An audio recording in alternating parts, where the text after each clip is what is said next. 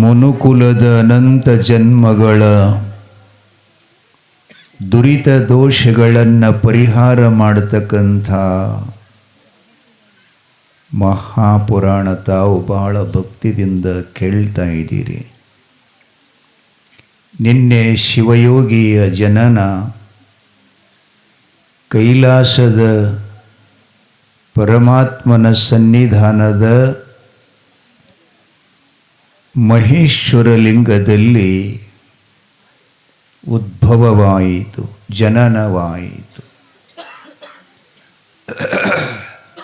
ನಮ್ಮ ಡೊಳ್ನಾಗ ನಾವು ಹಾಡ್ತಿರ್ತೀವಿ ಯಾವಾಗರೆ, ಸತ್ತೇ ಧರ್ಮರು ಸತ್ತಾರನ ಬೇಡ ಹುಟ್ಟ್ಯರ ಮತ್ತೊಂದಿಗುದಾಗು ಅಂತ ನಮ್ಮ ಹಿರಿಯರು ಹಾಡುತ್ತಿದ್ದರು. ಅವರು ಹುಟ್ಟು ಸಾವುಗಳಿಗೆ ನಿಲುಕಿಲ್ಲ, ಅದರೊಳಗೆ ಸಿಲುಕಿಲ್ಲ. ಅವರು ಬಂಧನದಿಂದ ಮುಕ್ತರಾಗಿದ್ದಾರೆ. ಅಂಥವರಿಗೆ ಜನನೂ ಇಲ್ಲ, ಮರಣವೂ ಇಲ್ಲ. ಆದರೆ ಪುರಾಣದ ಪದ್ಧತಿ ರೂಪದಲ್ಲಿ ಅವರಿಗೆ ಜನನ ಮಾಡಬೇಕಾಗ್ತದೆ. ಕೈಲಾಸದಲ್ಲಿ ಸಕಲ ದೇವತೆಗಳು ಕೂಡಿಕೊಂಡು ಅಮೋಘ ಸಿದ್ಧನ ತೊಟ್ಟಿಲ ಕಾರ್ಯಕ್ರಮ ಅಂತಂದರೆ ಎಲ್ಲ ದೇವತೆಗಳು ಭಾಳ ಸುಂದರವಾಗಿ ತಂಡೋಪತಂಡವಾಗಿ, ದೇವತೆಗಳಂದ್ರೆ ಅವ್ರಿಗೇನು ಕಡಿಮೆನೇ ಇಲ್ಲ. ಅವ್ರ ಬಟ್ಟೆಗಳು, ಕೊರಳಾಭರಣಗಳು, ಕಿವಿಯೊಳಗಿರತಕ್ಕಂಥವ್ರು, ನೀವು ಹಾಕೋತಿರಲ್ಲ ಕಿವಿಗೆ ಎಲ್ಲಿ ಜಾಗ ಇಟ್ಟಿಲ್ಲ, ಅಡ್ಡ ಚುಸ್ಕೊಂಡ್ರಿ ಏನು ಮಾಡೋರು? ಹಿಂಗೆ ಸ್ವಲ್ಪ ಏನಾರೇ ಮಾಡ್ಕೊಳಕ್ಕೆ ಹೋದ್ರೆ ನೆಗ್ಗಿನ ಮುಳು ಮೆಕ್ಕೈ ಆಡಿಸ್ದಂಗೆ ಆಗ್ತದೆ. ಅಷ್ಟೆಲ್ಲ ಆಭರಣಗಳು. ಯಾಕಂದರೆ ತಾಯಂದ್ರಿಗೆ ಬಟ್ಟೆ ಮತ್ತು ಬೆಳ್ಳಿ ಬಂಗಾರ ಅಂದರೆ ಸಾಕನ್ನೋದೇ ಇಲ್ಲ. ಅವರು ಬೇಕಾದಷ್ಟು ಮನೆಯೊಳಗೆ ನಾವು ಟ್ರೆಜರಿ ತುಂಬ ಬಟ್ಟೆ ಅದಾವ ಅಂದ್ರೆ ಒಬ್ಬ ಸೈಕಲ್ ಮೋಟ್ರ್ ಮೇಲೆ ಏನಾರ ತಗೊಂಡು ಬಂದ ಅಂದ್ರೆ ಮತ್ತೆ ದಿಗ್ ಓಡಿ ಹೋಗ್ಕವ್ರ ಅವ್ರ ಕಡೆ. ಏನು ಮಾಡಬೇಕು? ಇರಲಿ. ಕೈಲಾಸದಲ್ಲಿ ವೈಭವಪೂರಿತವಾಗಿ ಅಮೋಘ ಸಿದ್ದೇಶ್ವರ ತೊಟ್ಟಿಲು ಕಾರ್ಯಕ್ರಮ, ತಾಯಿ ಪಾರ್ವತಿ ಮಗುವಿನ ತಾಯಿಯಾಗಿ ಲಕ್ಷ್ಮೀ ಸರಸ್ವತಿ ಸಚಿದೇವಿ 33 ಕೋಟಿ ದೇವತೆಗಳ ಗುರು ಬೃಹಸ್ಪತ್ಯಾಚಾರ್ಯರ ಧರ್ಮಪತ್ನಿಯ ಮೊದಲುಗೊಂಡು ಸೂರ್ಯಚಂದ್ರಾದಿಗಳ ಎಲ್ಲ ತಾಯಂದಿರು ದೇವತೆಯರು ಆ ಕಾರ್ಯಕ್ರಮದಲ್ಲಿ ಪಾಲ್ಗೊಂಡಿದ್ದಾರೆ. ಅನಂತ ವಸ್ತು ಒಡವೆಗಳನ್ನು ಬರಿಗೈಯಿಂದ ಯಾರು ಬಂದಿಲ್ಲರಿ ಅಲ್ಲಿ, ಎಲ್ಲರ ಕೈ ತುಂಬ. ಯಾಕಂದರೆ ಅಪರೂಪ ಅಲ್ಲ, ಪಾರ್ವತಿಯ ಒಂದು ಪವಿತ್ರವಾಗಿರತಕ್ಕಂಥ ಶ್ರದ್ಧೆಯಿಂದ ನಿರ್ಮಲ ಮನಸ್ಸಿನಿಂದ ಶಿವಕಲ್ಪಿಸಿಕೊಟ್ಟಂಥ ಅಮೋಘ ಸಿದ್ಧನ, ಅಮೋಘ ಸಿದ್ದೇಶ್ವರನ ತೊಟ್ಲು ಕಾರ್ಯಕ್ರಮಕ್ಕೆ ನಾವುಗಳೆಲ್ಲ ಹೋಗಬೇಕು ಅಂತ ಆ ಕೈಲಾಸ ಮಂದಿರವೇ ಭಾಳ ಸಂಘರ್ಷಿದ್ರು ಎಲ್ಲ ಕಡೆ. ಮುತ್ತು ರತ್ನಾದಿಗಳಿಂದ, ಆ ಬಳಿಕ ಹೂವಿನ ತರಿಳು ತೋರಣಗಳಿಂದ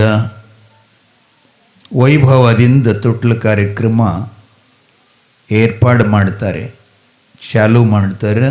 ಹಂಗೆ ನೀವು ಮಾಡಿರಿ. ಈಗ ಚಾಲು ಹೆಸರಿಟ್ಟು ಬಳಕ ಹೇಳ್ತೀನಿ, ನಾ ಹೇಳ್ದಂಗೆ ಹೆಸರಿಡ್ರಿ ನೀವು.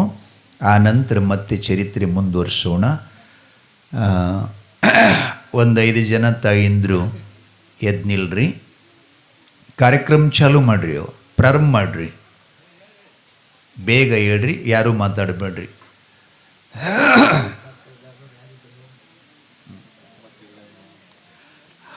ಸಂತಾನಿಲ್ದವ್ರಿಗೆ ಯಾರಾದಿದ್ರಲ್ಲಿ ಕೂಡಂತ ಕೇಳಿದ್ನೆಲ್ಲ, ಒಬ್ಬರನ್ನ ಕೂತಾರ್ರಿ, ಎಲ್ಲರಿಗಾಗ್ಯಾವಲ್ಲ ಮಕ್ಕಳು ಕೊಟ್ಟಾನಲ್ಲ ದೇವರು, ಪರವಾಗಿಲ್ಲ. ಆ ತಾಯಿದಿಷ್ಟು ಒಳ್ಳೆಯದಾಗಲಿ, ನೀವೆಲ್ಲ ಬೇಗ ಹೇಳ್ರಿ ಅವ.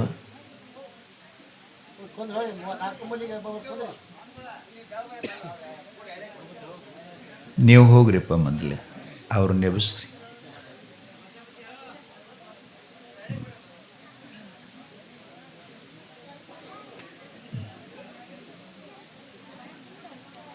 ತಗೊಂಡು ಕುಂಡ್ರಿ.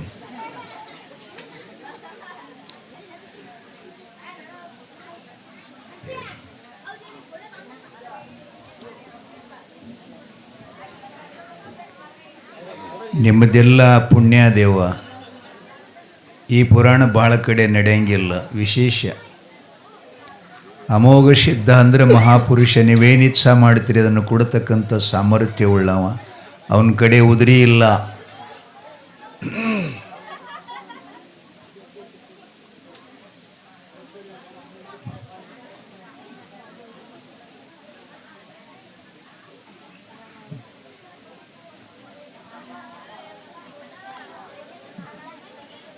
ಅಪ್ಗಳದೇನೋ ಆಡಿಸ್ತಾರಂತಲ್ಲ ಕೆಳಗ ಮೇಲೆ. ಏನದು ಆಡಿಸೋದು? ಇಲ್ಲ, ಮಗನ ಕೆಳಗ ಮೇಲೆ ಮಾಡ್ತಾರಲ್ಲ. ಇಲ್ಲಿಲ್ಲ, ಹಂಗೆ ಹಾಡೋದಲ್ಲದು. ಯಾರ ಮೇಲೆ ಹಾಡವ್ರಿ ನೀವು? ಮೊದಲು ಹೆಸರಿಟ್ಟು ಆ ಬಳಿಕ ಆ ಮಗನ ಮೇಲೆ ಜೋಗಳ ಹಾಡಬೇಕು. ನಿಮ್ಮ ಕಡೆ ಹೆಂಗೆ ಪದ್ಧತಿ ಇದೆ ನನಗೆ ಗೊತ್ತಿಲ್ಲ. ಅಂದರೆ ಮೂಲ ಹೆಸರಿಲ್ಲರದೇ ಯಾರ ಮ್ಯಾಗ ಜೋಳ ಹಾಡಕ್ಕೆ ಬರ್ತೈತ್ರಿ? ಬೇಕಲ್ಲ ಒಂದು. ಕೇಂದ್ರ ಈಗ ಪುರಾಣ ನಡೆದೈತಿ. ಈಗ ಪುರಾಣ ಹೇಳ್ರಿ ಮುತ್ಯ ಅಂದ್ರೆ ಏನು ಹೇಳಬೇಕು? ಒಬ್ಬರ ಹೆಸರನ್ನಲ್ಲಿ ಅಧಿಷ್ಠಾನಕ್ಕೆ ಬೇಕಲ್ಲ. ನಾ ಹೇಳ್ತೀನಿ ಅವ್ರಿಗೆ ಎದ್ನಿಲ್ಲ ಅಂತೇಳಿ. ಮೊದಲು ಇದು ಇಲ್ಲ, ನೀವು ಹಂಗೆ ಮಾಡ್ತಿದ್ರೆ ಹಂಗೆ ಹಾಡಿ ಅನ್ರಿ, ಆ ಬಳಿಕನ ಇಡಾಕತ್ರಿ ಅಂದ್ರೆ.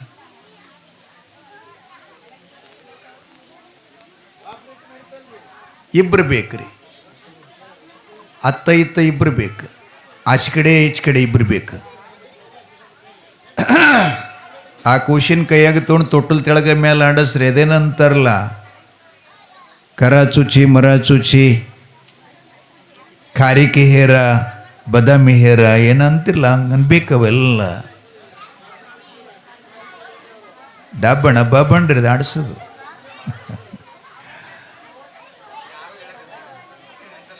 ಅಯ್ಯೋ, ತಾವು ಹೆದರ್ಬೇಡ್ರಿ ತಾಯಿಂದ್ರೆ. ದೇವಕಾರ್ಯ ಇದೆಯಲ್ಲ, ನಾನು ಹೇಳ್ದಂಗೆ ಹೆಸರಿಡ್ರಿ.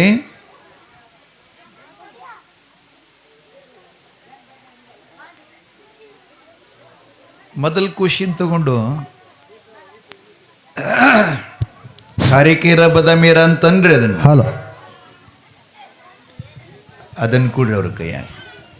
ಅಪ್ಪಗಳ ಇದನ್ನು ಮೈಕ್ ತಗೋರಿ, ಅವ್ರ ಅನಾಗಿ ನೀವು ಬಾಯಿ ಮುಂದೆ ಹಿಡ್ರಿ ಅದನ್ನು. ಮೊದಲು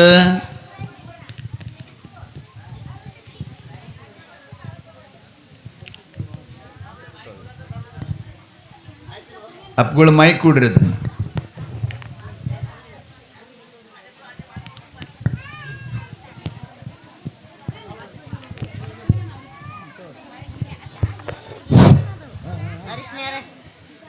ಕೊಬ್ಬರಿಯರ ಬಾಗಿಲು ಬಂದ ಹಿಡಿಯ ಗೋಪಿಕಂದ. ಅರ್ಶಿಣಿಯರ ಬಾಗಿಲು ಬಂದ ಹಿಡಿಯರ ಗೋಪಿಕಂದ.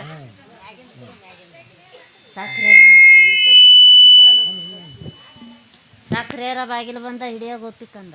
ಉತತಿಯರ ಬಾಗಿಲು ಬಂದ ಹಿಡಿಯರ ಗೋಪಿಕಂದ. ಏನನ್ಬೇಕ? ತೆಂಗಿನೇರ ಬಾಗಿಲು ಬಂದ ಹಿಡಿಯ ಗೋಪಿಕಂದ.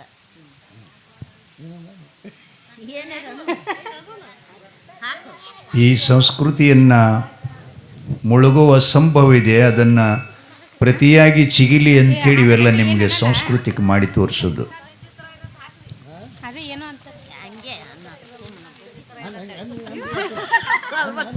ಅವ್ರು ಹಾಕ್ತಾರೆ, ನೀ ನೀವು ಕರ್ಚುಚ್ಚ ಮರ್ಚುಚ್ಚ ಹಿಡಿ ನಾನು ನಿಶ್ಚಿತ್ರನ. ಆಯ್ತು ರೀ. ಹೆಸರು ಇಡ್ರಿ. ಈಗ ಕೊಡ್ರಿ, ಅಲ್ಲಿ ಇಡ್ರಿ ಅಪ್ಪ, ಅದನ್ನು ಹಿಡ್ರಿ. ಅವ್ರಿಗೆ ಅಂಕ ಹೆಸರು ಇಡ್ತಾರೆ. ಮೊದಲು ಗುರುಸೋಮಲಿಂಗ ಗುರುಸೋಮಲಿಂಗ ಕೂರನ್ರಿ. ಗುರುಸೋಮಲಿಂಗ ಕುರ್ರ. ಯವ್ವ ನೀವು ಆಚೆ ಕಡೆದವ್ರನ್ರಿ. ಗೌರಿಶಂಕರ ಗೌರಿಶಂಕರ ಕುರ್ರನ್. ಗೌರಿಶಂಕರ ಕುರ್ರ. ಆ ಪೋಳೆ ಹೊಡಿತಾರಲ್ಲ ಚಲೋ. ಅವನಿ ಗಿರಿಧರ ಕೂರನ್ರಿ. ಗಿರಿಧರ ಕುರ್ರ. ಹಾ ಯವ ನೀವು ಇನ್ನೊಂದನ್ರಿ ನೀಲ್ಕಂಠ ಕೂರನ್ರಿ. ನೀಲಕಂಠ ಕುರ್ರ. ಹಾ ಎಷ್ಟು ಅದು ರೀ? 4 ಅದು ರೀ. ಹಾ 5ನೇದು ಅಮೋಘ ಸಿದ್ದೇಶ್ವರ ಕೂರನ್ರಿ. ಅಮೋಘ ಸಿದ್ದೇಶ್ವರ ಕುರ್ರ. ಹಾ ಕೂಡ್ರಿ. ಅವ್ರು ಹಾಡ್ತೀರಂದ್ರೆ ಯಾರು ಹಾಡ್ರಿ ಒಂದು ಆ ಬಳಿಕ ನಾವೊಂದು ಹಾಡ್ತೀನಿ. ಹಾಂ ಹಾಂ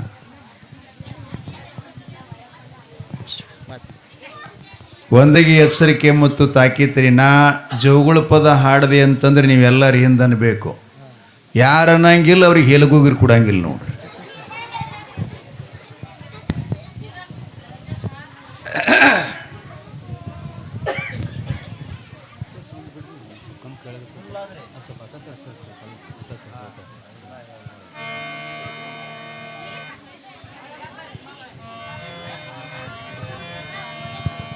ಶರಣಬಸವೇಶ್ವರರ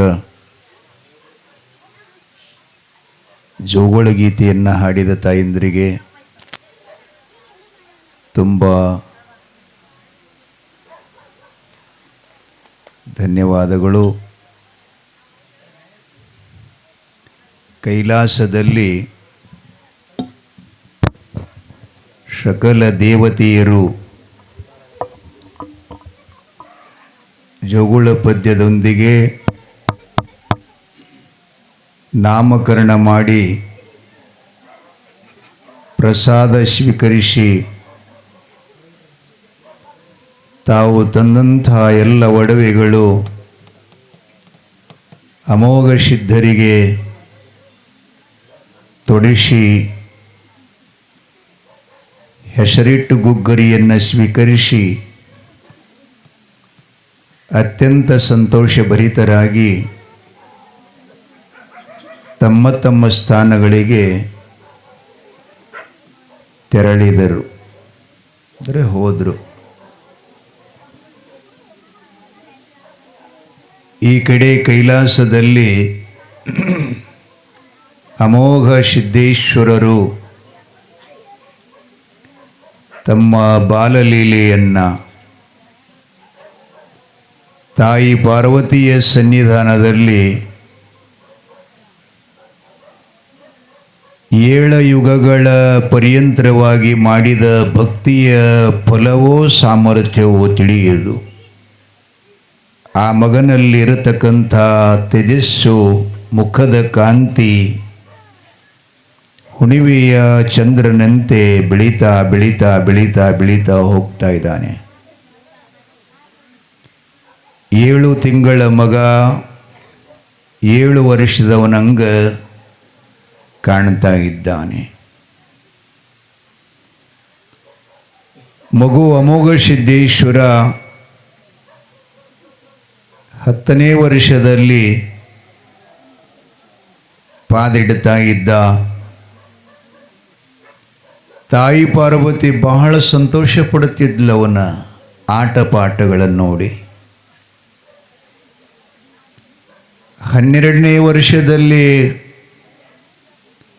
ಕಾಲಿಡುತ್ತಿದ್ದ. ಒಂದು ಸಲ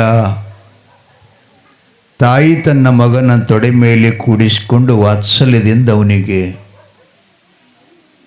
ಪ್ರಶ್ನೆ ಮಾಡುತ್ತಾ ಇದ್ದಾಳು. ಏನು ಪ್ರಶ್ನೆ ಮಾಡ್ತಾಳಂದರೆ, ಅಪ್ಪ ಅಮ್ಮೋಗಿ, ಈ ಜಗತ್ತಿನೊಳಗೆ ನಿನಗೆ ಎಲ್ಲರಿಗಿಂತಲೂ ಪ್ರಿಯ ಯಾರು ಅಂತ ಪ್ರಶ್ನೆ ಮಾಡಿದ್ಲು. ಆವಾಗ ಅಮೋಘ ಸಿದ್ಧ ಹೇಳ್ತಾನೆ, ಅಮ್ಮ, ನನಗೆ ಜಗತ್ತಿನೊಳಗೆ ಎಲ್ಲಕ್ಕಿಂತಲೂ ಪ್ರಿಯವಾಗಿರತಕ್ಕಂಥದ್ದು ಅಂತಂದರೆ ಮಾತೃದೇವೋ ಭವ ಪಿತೃದೇವೋ ಭವ. ಒಬ್ಬರೇ ಅಲ್ಲಿಲ್ರಿ, ಅವ ಇಬ್ಬರು, ನೀವು ತಾಯಿ ತಂದೆ ಇಬ್ಬರು ನನಗೆ ಪ್ರಿಯರು ಅಂತ ಇದ್ದಾನೆ. ಆದರೆ ತಾಯಿಯಲ್ಲಿ ಒಂದಿಷ್ಟು ಏನು ಮನಸ್ಸಿನಾಗಿತ್ತು ಕಳವಳ ಅಂತಂದ್ರೆ ಅಪ್ಪನಕ್ಕಿಂತಲೂ ಅಮ್ಮನೇ ಶ್ರೇಷ್ಠ ಇರಲಿಲ್ಲ. ಹಿಂಗಾಗ್ತದಿಲ್ಲೇ ಒಬ್ಬನೇ. ಎಲ್ಲ ನನ್ನಂಗೆ ಅದಾನ, ಬಣ್ಣ ಅಷ್ಟ ನಿಮ್ಮ ತಗೊಂಡು ಬಂದಾನಂತಾರೆ. ಹಿಂಗೆ ನಡೀತಿರ್ತದೆ ಮನೆಯಾಗ. ಇಬ್ಬರು ಗಂಡ ಹೆಂಡತಿ ಮಗನ ಮೇಲೆ ನನ್ನ ಮೇಲೆ ಜೀವ ಅದಾನ ಏನು ನಿನ್ನ ಮೇಲೆ ಜೀವ ಅದಾನ ಅಂತ ಹಿಂಗಿಬ್ಬರು ಮನ್ಯಾಗ ಮಾತಾಡಕತ್ರದ. ಶಾಲೆಗೆ ಹೋಗಿದ್ದಾವ. ಅವಾಗ ಇಬ್ಬರು ಒಂದು ನಿರ್ಣಯಕ್ಕೆ ಏನು ಬಂದರು ಅಂದ್ರೆ, ಕೇಳೋದು ಬೇಡ, ಆತ ಶಾಲೆ ಬಿಟ್ಟು ಮನೆಗೆ ಬರ್ತಾ ಇದ್ದಾನೆ. ಅವ ಅಪ್ಪ ಹೇಳ್ತಾನೆ, ನಮ್ಮ ಮರಿಗೆ ನಿಂತು ಒಂದು ಕಲ್ಲು ಒಗಿತೀನಿ ಅವನ ಮ್ಯಾಲೆ. ಯವ್ವ ಅಂದ ಅಂದರೆ ನಿನ್ನ ಮ್ಯಾಲೆ ಪ್ರೀತಿ ಅಂತ ಸಮಾಧಾನ ಮಾಡಿಕೊಳ್ಳೋಣ. ಯಪ್ಪ ಅಂದಂದ್ರೆ ನನ್ನ ಮೇಲೆ ಪ್ರೀತಿ ಅದನಂತ ತಿಳ್ಕೊಳ್ಳೋಣ ಅಂಥೇಳಿ ಅವ ಶಾಲೆ ಬಿಟ್ಟು ಬರೋ ಸಮಯ ನೋಡಿಕೊಂಡು ಒಂದು ಕಡೆ ಅಡಿಗೆ ಕೂತ್ಕೊಂಡ ಅಪ್ಪ. ಅವ ಬರೋದು ನೋಡಿ, ಇದಕ್ಕೆಷ್ಟು ಶಾಂತ ಆಗಿರಿ ನೋಡಿ ನೀವು. ಇದು ತಿಳಿತದೆ ನಿಮಗೆ, ಹೌದಲ್ಲ? ಲೌಕಿಕದ ಇದು ನಾ ಹೇಳೋದು.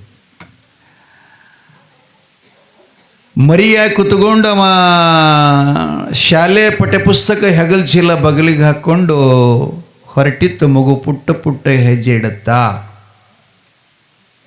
ಇವ ಒಂದಿಷ್ಟು ಹಳ್ಳ ತಗೊಂಡು ಅವನ ತಲೆಯಾಗ ಒಗದ ಠಂಗಂತ.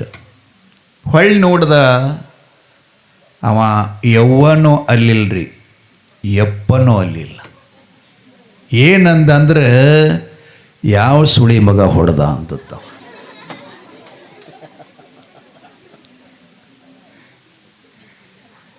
ಎರಡೂ ತಂಡಗಾಗಿ ಕೂತು ಏನು ಮಾಡ, ಸುಮ್ಮನೆ ನೀವು ಒಂದಿಷ್ಟು ಸುಸ್ತಾಗ್ತೀರಿ ಅಂತ ಇಂಥ ಒಳಗೊಂದೊಂದು ಒಗಿತೀನಿ ರೀ. ನಾ ಯಾವಾಗ ನಾ ಹೇಳಕ್ಕತ್ತಂದ್ರೆ ನಿಮಗೆ ಇಲ್ಲಿ ಪುರಾಣ ಹೇಳ್ಕೊಡ ಅಷ್ಟು ನಗಷ್ಟಿನ್ನು ನಾ ಹಂಗೆ ಡೇಂಜರ್ ಅನ್ನೋದಿನ್ನ ಭಾಳ.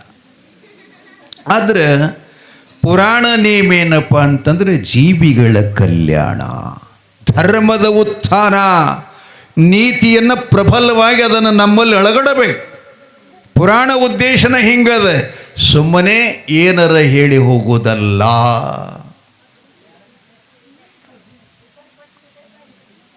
ಅಮೋಘ ಸಿದ್ಧನನ್ನ ದೇವಿ ಜಗದಂಬೆ ಪಾರ್ವತಿ ಕೇಳ್ತಾಳ, ಅಮ್ಮೋಗಿ ಇಬ್ಬರು ನನಗೆ ಶ್ರೇಷ್ಠ ಅಂತ ಅಂದಾಗಿಕೆ ಅಂತಾಳೆ. ಇಬ್ಬರಲ್ಲಿ ಯಾರು ಶ್ರೇಷ್ಠರು ಅಂದ್ಲು. ಲಕ್ಷಿಡ್ರಿ ಎಷ್ಟು ವರ್ಷ ನಾವದನ್ರಿ ಅವ? ಎಷ್ಟು ವರ್ಷ ಹಿಡಿನಪ್ಪ ಸಿದ್ಧಲಿಂಗ? ನಂದೇ ನನಗೆ ಗೊತ್ತಿಲ್ಲ, ಅವನೇನು ಹೇಳಿ ಮುತ್ತಿಯ ಅಂತಾನ. ಏನು 12 ವರ್ಷ. ತಾಯಿಗೆ ಹೇಳ್ತಾನೆ, ಇಬ್ಬರಲ್ಲಿ ಯಾರು ಶ್ರೇಷ್ಠ ಅಂತ. ಒಳಗೊಂದು ಸ್ವಲ್ಪ ಕೊಂಚಿ ಇಟ್ಟು ಮಾತಾಡ್ದಿಡ್ರಕ್ಕಿ. ಅಂದ್ರೆ ಯಾರಿಗಾರು ಒಬ್ಬರು ಅನ್ನಬೇಕಲ್ಲ, ಒಟ್ಟಾರೆ ಅಮ್ಮಾರು ಅನ್ನಬೇಕು ಅಪ್ಪರು ಅನ್ನಬೇಕು ಅಂತೇಳಿ. ಅವಾಗ ಆಕೆಗೇನು ಬ್ಯಾನೆಗಿತ್ತು ಅಂದ್ರೆ, ಇಷ್ಟೆಲ್ಲ ಅಡ್ಡ ಹಿಡಿದು ಎದೆ ಉಣಿಸಿ ಜೋಪಾನ ಮಾಡಿ ಅವನ ಅಂಗಾಲೆಲ್ಲ ತಿಕ್ಕಿ ತೊಳೆದು ಒತ್ತಿ ಒರೆಸಿ ನಾನು ಜೋಪಾನ ಮಾಡಿದ್ರು, ಅಮ್ಮ ಹೆಚ್ಚಿಗಲ್ಲಿಲ್ಲಲ್ಲ. ಹಾಗಾದರೆ ಇಬ್ಬರಲ್ಲಿ ಯಾರು ಹೆಚ್ಚಿಗೆ ಅಂತ ಕೇಳಿದಾಗ ಅವ ಹೇಳ್ತಾನೆ, ಅಮ್ಮ ತಾಯಿ ತಂದಿಕ್ಕಿಂತಲೂ ನನಗೆ ಸದ್ಗುರು ಹೆಚ್ಚಿನವ ಅಂದ. 12 ವರ್ಷದ ಬಾಲಕ ಏನಂತಾನ? ಸದ್ಗುರು ನನಗೆ ಹೆಚ್ಚಿನವ. ಅಮ್ಮ ಅಂದ್ಲು, ಯಾಕೋ ನಾನಿಷ್ಟೆಲ್ಲ ಬೆಳೆಸಿದ್ನಿ, ನಿಮ್ಮಪ್ಪ ಅದಕ್ಕೆಲ್ಲ ಪ್ರೇರಕದಾನ್, ನಾನು ನಿನ್ನ ಪಾಲನ ಪೋಷಕಳು, ಹೀಗಿದ್ದರೂ ಕೂಡ ಗುರು ಏನು ಮಾಡ್ಯಾನ ಅಂತ ಕೇಳಿದ್ಲಕ್ಕೆ. ಮಗು ಹೇಳ್ತಾನೆ ಕೇಳ್ರಿ, ಏನಂತ ನಮೋಕ್ಷಿದ್ದ? ಅಮ್ಮ ನೀವಿಬ್ಬರು ಜನ್ಮಕ್ಕೆ ಕಾರಣರು. ಎದಕ್ಕೆ? ಜನ್ಮ ಕೊಡ್ಲಿಕ್ಕಷ್ಟೇ ಕಾರಣರು. ಆದರೆ ಈ ಜನ್ಮದಿಂದ ಮುಕ್ತನನ್ನಾಗಿ ಹೋಗಲಿಕ್ಕೆ ಅದು ನಿಮಗೆ ಸಾಧ್ಯ ಇಲ್ಲ. ಅದಕ್ಕೆ ಸಮರ್ಥ ಸದ್ಗುರು ಒಬ್ಬನೇ ಅಂದ. ನಗರೋರಧಿಕಂ ವೇದಾಂತ ಹೇಳ್ತದ. ನರರೋಳು ಅಧಿಕ ಯಾರು ಅಂತಂದ್ರೆ ಸದ್ಗುರುನಾಥ. ಸದ್ಗುರುನಾಥ ಮಲ್ಕಾರ್ಷಿ ದಪ್ಪಗಳು ಮತ್ತು ಬಸಯ್ಯಪ್ಪ ಹಿರೇಮಠ ಅವರು ಕೂಡ ಆ ಮಗಳು ಉಡಿ ತುಂಬ್ತಾ ಇದ್ದಾರೆ.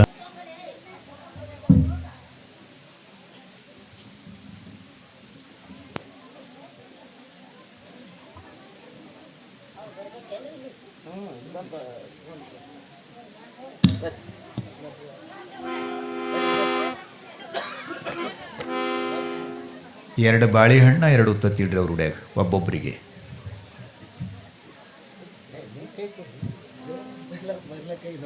ಹೌದು, ಭಂಡಾರದೇನು ಉತ್ತತ್ತಿ ಅದ ನೋಡ್ರಿ.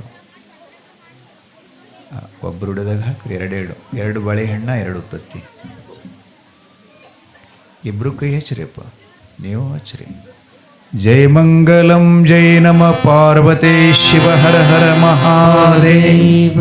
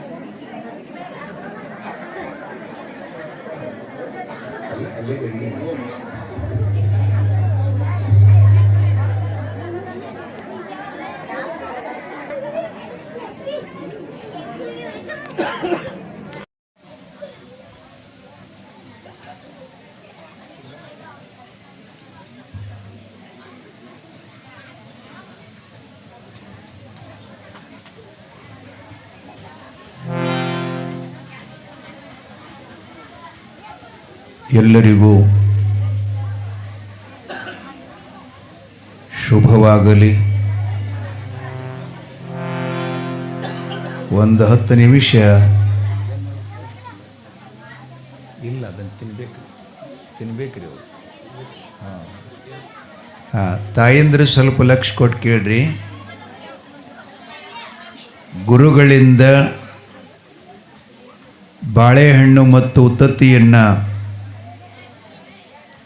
ಆಶೀರ್ವಾದ ಮಾಡಿ ಏನು ಕೊಟ್ಟಿದ್ದಾರಲ್ಲ, ಅದನ್ನು ಇಂದೇ ಸಾಯಂಕಾಲ ಈಗೇನು ರಾತ್ರಿ ತಾವು ಮನೆಗೆ ಹೋಗ್ತಿರಲ್ಲ, ಪ್ರಸಾದ ನಿಮ್ಮ ಎಷ್ಟು ಬೇಕಷ್ಟೇ ಅನ್ನ ಮಾಡ್ಕೊಳ್ಳೋದ್ರಿ. ಅದು ಮೀಸಲು ನೀರಿಲ್ಲಿ ಅನ್ನ ಮಾಡಿಕೊಂಡು ನೀವಿಬ್ಬರು ಗಂಡ ಹೆಣ್ಣಿತ್ತು ಅದನ್ನೇ ತಿನ್ಬೇಕು. ಇವತ್ತು ಅನ್ನ ಉಳಿತು ಅಂದರೆ ಆಕಳಿಗೆ ಇಡ್ರಿ.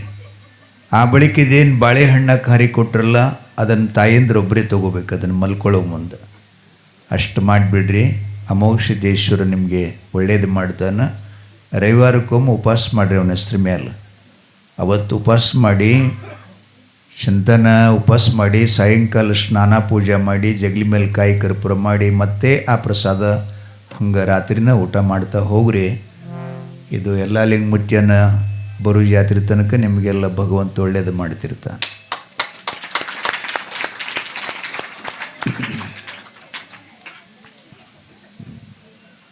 ಇನ್ನು ಪುರಾಣ ಕಡೆ ಬರೋಣ್ರಿ, ಏನು ಬಿಡೋಣ್ರಿ.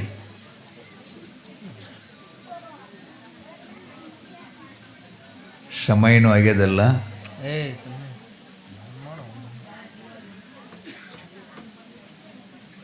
ಒಂದು 10 ನಿಮಿಷ ಕುಡ್ಕೊಳ್ರಿ.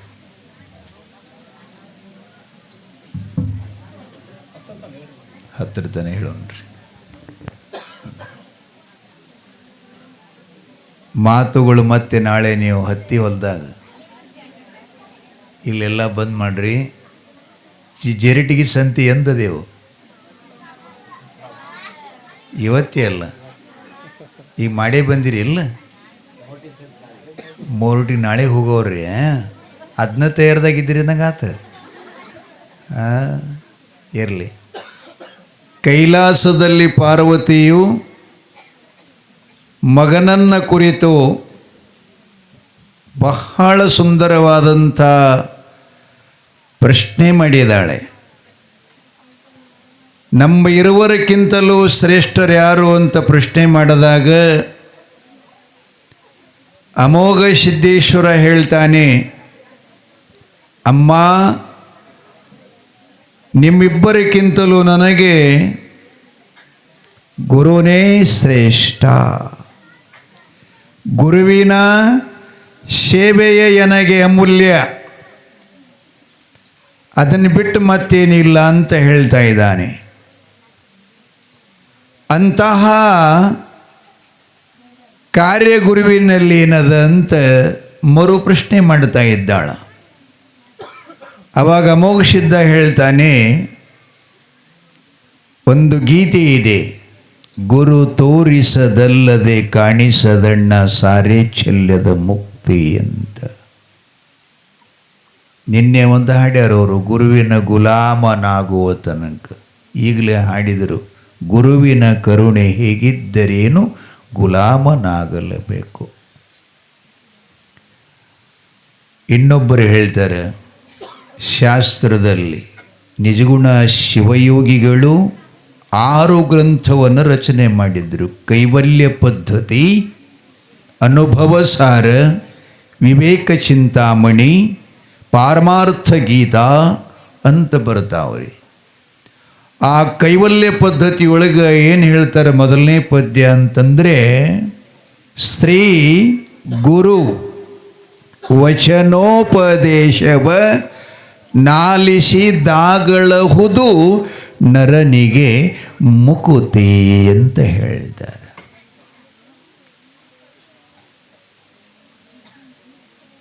ಮುಕುತಿ. ಮುಂದೆ ಹೇಳ್ತಾರೆ ಅವರು ಏನಂದ್ರೆ, ದುರಿತ ಕರ್ಮವ ನೊಲ್ಲದಿರು, ಪುಣ್ಯವನೇ ಮಾಡು, ಹರನಡವಿಡಿ ಶಾಂತರೊಡನಾಡು, ಕರುಣ ಇರಲಿ ಜೀವರುಳು. ಬಹಳ ಗಾಂಭೀರ್ಯ ಶಬ್ದಗಳ್ರಿ. ಇದು ಬಹಳ ಜನ ಹೇಳಲ್ಲ. ಏನಂತಾರೆ ಅವರು, ಶ್ರೀ ಗುರು ವಚನೋಪದೇಶವ ನೀ ಯಾವಾಗ ಆಲಿಸ್ತಿ, ಅವ್ರು ಹೇಳದಂಗೆ ನಡೀತಿ, ಆವಾಗ ನಿನಗೆ ಸದ್ಗುರುಗಳ ಕೃಪೆ ಆಗ್ತದ, ಕರುಣೆ ಆಗ್ತದ. ಆ ಬಳಿಕ ಈ ಜೀವನ ಮುಕ್ತಿ ಆಗ್ತದ. ಜೀವನಕ್ಕೆ ಹುಟ್ಟು ಸಾವುಗಳ ಬಂಧನ ಬಿಡುಗಡೆ ಆಗ್ತದ. ಏನಾಗ್ತದ, ಬೀಜ ನಾಟ್ಲಾರ್ದಂಗೆ ಸದ್ಗುರುವಿನ ದೀಕ್ಷೆಯಿಂದ ಆ ಬೀಜ ಹುರಿತು ಅಂದ್ರೆ ಅದನ್ನು ಭೂಮಿಯಾಗ ಹಾಕಿದ್ರೆ ನಾಟಲ್ಲ, ನಾಟೋದಿಲ್ಲ. 12 ವರ್ಷದ ಮಗ ಅಮೋಘ ಸಿದ್ಧ ಹೇಳ್ತಾನೆ, ಗುರು ವಚನ ಆಲಿಸ್ಬೇಕು. ನಾವು ಬರೀ ಗುರುವಿನ ಮಕ್ಕಳಾದ್ರೆ ನಡೆಯಂಗಿಲ್ರಿ.